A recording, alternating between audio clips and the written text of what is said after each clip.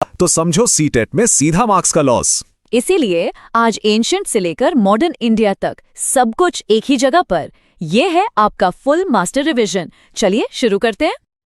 अच्छा, एक बात सोचिए, जैसे हम सबको अपनी फैमिली हिस्ट्री याद रहती है कि हमारे दादाजी कौन थे, परदादा कौन थे। बिल्कुल, हिस्ट्री भी ना बिल्कुल वैसी है। बस हमें कॉन्टिन्यूटी और चेंज, इन दो चीजों को समझना होता है। कौन आया, क्या बदला और क्या वैसा का वैसा ही रहा। बस यही तो है पूरा खेल। तो चलिए अपनी कहानी की शुरुआत करते हैं भारत के सबसे पहले शहरों से, यानी हड़प्पन सिविलाइजेशन। हाँ, और एक बात याद रहे, हर टॉपिक के ठीक बाद एक एमसीक्यू आएगा जो ये चेक करेगा कि तैयारी कितनी पक्की हुई है। हड़प्पा के शहर कमाल के प्लान्ड थे, मतलब प्रॉपर प्लानिंग के साथ बने थे। ये मेनली दो हिस्सों में बटे थे। एक था सिटाडेल, जो ऊंचाई पर बना था शासकों के लिए, और दूसरा था लोअर टाउन, जहां आम लोग रहते थे। एकदम सही कहा। और ये सिर्फ एक बंटवारा नहीं था, ये उस जमाने का पावर स्ट्रक्चर दिखाता है। सिटाडेल से जो रूलिंग क्लास थी वो पूरे शहर पर नजर रख सकती थी, ठीक वैसे ही जैसे आज के जमाने में भी राजधानी के कुछ वीआईपी इलाके आम आबादी से अलग होते हैं। चलिए, तो पहला सवाल आ गया है स्क्रीन पर। इनमें से क्या हड़प्पा सभ्यता की विशेषता नहीं है? ऑप्शन ए, जानवरों की आकृतियों वाली पत्थर की मोहरें। बी, ग्रिड सिस्टम वाले सुनियोजित शहर। सी, लोहे के औजारों और हथियारों की खोज। या फिर डी, गुजरात के लोथल में मिला एक डॉकयार्ड। ओके, चलो इसे डीकंस्ट्रक्ट करते हैं। देखो, ऑप्शन ए, बी और डी, ये तीनों ही एनसीईआरटी में बताए गए हड़प्पन फीचर्स हैं। सील्स भी मिली हैं, शहर भी प्लान थे, और लोथल तो एक बहुत बड़ा बंदरगाह था ही। लेकिन ऑप्शन सी, ये है असली एग्जाम ट्रैप। यही स्टूडेंट्स अक्सर गलती कर जाते हैं। हड़प्पा एक ब्रॉन्ज एज मतलब कांस्युगीन सभ्यता थी। लोहा यानी आयरन तो बहुत बाद में आया, वैदिक काल में। तो हमारा सही जवाब है सी। हड़प्पा से अब आगे बढ़ते हैं मौर्य साम्राज्य की ओर, और बात करते हैं उसके सबसे महान राजा अशोक की। स्क्रीन पर एनसीईआरटी का ये कोट देखिए। राजा बनने के बाद मैंने कलिंग पर विजय प्राप्त की। वहां जो विनाश हुआ उसने मुझे गहरे दुख से भर दिया, और मैंने धम्म का पालन करने का फैसला किया है। और यही कलिंगा वॉर अशोक की जिंदगी का सबसे बड़ा टर्निंग पॉइंट था। सोचिए, इस एक युद्ध ने एक क्रूर सम्राट को धम्म का प्रचारक बना दिया, उनकी पूरी की पूरी सोच ही बदल कर रख दी।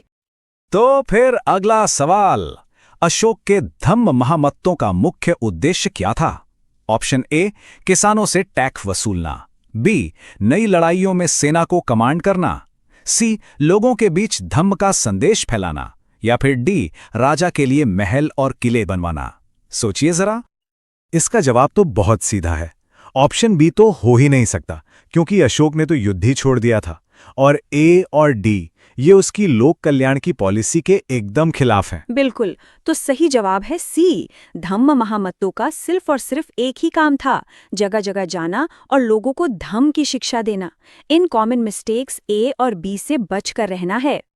चलिए अब एंशिएंट इंडिया से एक लंबी छलांग लगाते हैं सीधे मीडिएवल इंडिया में। मौर्य साम्राज्य जब खत्म हुआ तो उसके बाद कई छोटे बड़े राज्य बने, और फिर दिल्ली की गद्दी पर शुरू हुआ सुल्तानों का दौर। बिल्कुल, तो तैयार हो जाइए दिल्ली सल्तनत और मुगल्स के लिए।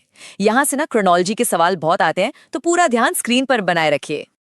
दिल्ली सल्तनत का क्रम देखिए। सबसे पहले गुलाम वंश, फिर खिलजी, उसके बाद तुगलक, फिर सैयद और आखिर में लोदी वंश।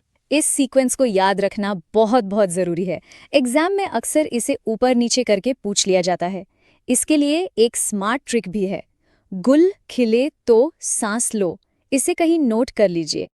एनसीईआरटी की ये एक लाइन बहुत गहरी बात कहती है। सुल्तान अपने विशेष गुलामों को बेटों से भी ज्यादा पसंद करते थे, क्योंकि वे मालिक पर ज्यादा भरोसेमंद और निर्भर होते थे। इसका लॉजिक समझिए। इन गुलामों का अपना कोई परिवार या पावर बेस तो होता नहीं था। उनकी वफादारी सिर्फ और सिर्फ उस सुल्तान के लिए होती थी जिसने उन्हें खरीदा था, बड़ा किया था। इसीलिए वो बेटों से भी ज्यादा भरोसेमंद माने जाते थे। और दिल्ली सल्तनत के बाद आते हैं मुगल्स। इनको याद रखने की सबसे बेस्ट ट्रिक है BHAJSA। BHAJSA यानी बाबर, हुमायूं, अकबर, जहांगीर, शाहजहां और औरंगजेब। इस एक शब्द को दिमाग में बिठा लीजिए, एक नंबर तो पक्का हो ही जाएगा। चलिए अगला MCQ। वह अंतिम शक्तिशाली मुगल बादशाह कौन था जिसकी 1707 में मृत्यु के बाद साम्राज्य का पतन शुरू हो गया? ध्यान दीजिएगा, मैंने शक्तिशाली शब्द पर जोर दिया है। अब यहां पे सबसे बड़ा पेज है ऑप्शन सी, बहादुर शाह जफर। वो अंतिम मुगल बादशाह जरूर थे, इसमें कोई शक नहीं, लेकिन सवाल है शक्तिशाली कौन था? वो शक्तिशाली नहीं थे। एकदम सही। अंतिम शक्तिशाली बादशाह था औरंगजेब, जिसकी मृत्यु 1707 में हुई, और एनसीईआरटी के हिसाब से वहीं से मुगल साम्राज्य का पतन शुरू हुआ। तो सही जवाब है डी। और अब हम पहुंच चुके हैं मॉडर्न हिस्ट्री के सबसे क्रूशियल फेज में, अंग्रेजों का राज और भारत की आजादी का वो लंबा और महान संघर्ष। यहाँ का हर इवेंट, हर तारीख एग्जाम के लिए सुपर डुपर इंपॉर्टेंट है, तो ध्यान से सुनिएगा। 1857 की क्रांति, इसकी चिंगारी क्या थी? ग्रीज्ड कार्ट्रिज। एक अफवाह फैली कि नए एनफील्ड राइफल के कारतूसों पर गाय और सुअर की चर्बी लगी है और उसे मुंह से खोलना पड़ता था।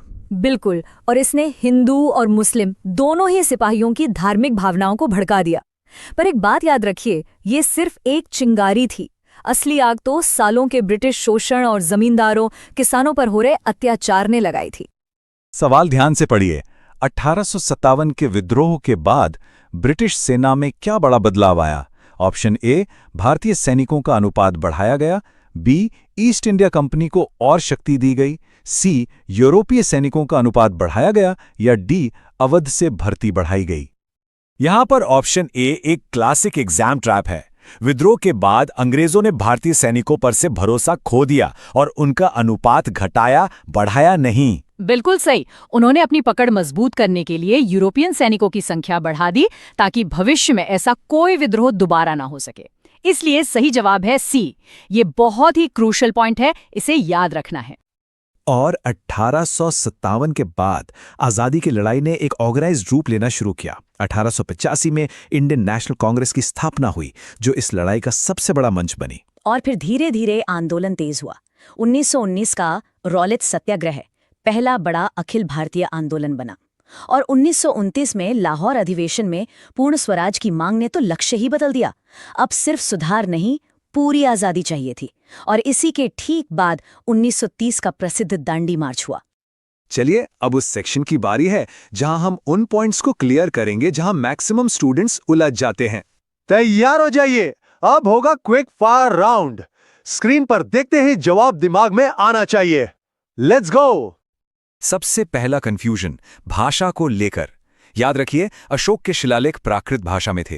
क्यों? क्योंकि ये आम लोगों की भाषा थी। बिल्कुल, ये उस जमाने की एक रेवोल्यूशनरी कम्युनिकेशन स्ट्रैटेजी थी। मतलब राजा सीधे अपनी प्रजा से बात कर रहा था, जबकि कौटिल्य का अर्थशास्त्र संस्कृत में था, जो उस समय के स्कॉलर्स की भाषा थी। हमेशा याद रखिए, ऑडियंस तय करती है कि भाषा क्या होगी। चलिए, पहला सवाल। जलियांवाला बाग हत्याकांड के बाद किसने अपनी नाइटहुड की उपाधि त्याग दी थी? पॉज कीजिए और सोचिए। सही जवाब है रविंद्रनाथ टैगोर। दूसरा सवाल, वंदे मातरम आंदोलन किस दूसरे बड़े आंदोलन का हिस्सा था? Pause and think. ये स्वदेशी आंदोलन का हिस्सा था, जो बंगाल के विभाजन के विरोध में शुरू हुआ था। और तीसरा, 1929 के ऐतिहासिक पूर्ण स्वराज अधिवेशन के अध्यक्ष कौन थे? सही जवाब है जवाहरलाल नेहरू। कमेंट करके बताइए किसके तीनों जवाब सही थे। और ये रहे आपके गोल्डन कीवर्ड्स। ये समझ लीजिए पूरे सिलेबस का निचोड़ है। सिटाडेल, धम्मा, भाजसा, पैरामाउंट सी, पूर्ण स्वराज, रॉलेट सत्याग्रह। इन शब्दों को याद रखिए, ये आपको बड़े बड़े कॉन्सेप्ट्स और इवेंट्स से तुरंत कनेक्ट कर देंगे। ये आपके लास्ट मिनट रिवीजन के लिए परफेक्ट है। एक बात याद रखिए, आज का रिवीजन ही कल का सिलेक्शन है। अगर ये मेहनत और ये समझाने का तरीका पसंद आया तो लाइक, सब्सक्राइब और शेयर जरूर करें। इस मेहनत